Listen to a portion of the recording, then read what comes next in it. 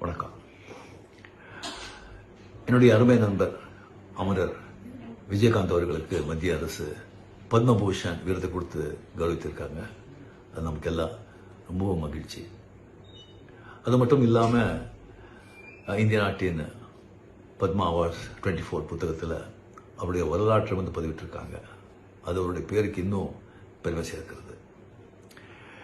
விஜயகாந்த் அவர் நம்ம கூட இல்லை அப்படிங்கிறது இன்னும் என்னால் ஏற்றுக்கவே முடியல.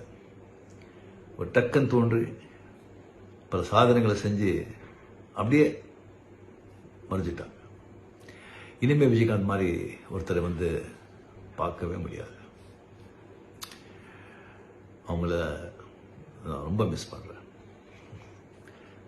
ஸோ ஒரு முதலில் பிறந்த ஒரு மதுரை வீரன் நம்ம கேப்டன் விஜயகாந்த் அவர்களுக்கு அவர் நாமும் வாழ்க. நன்றி.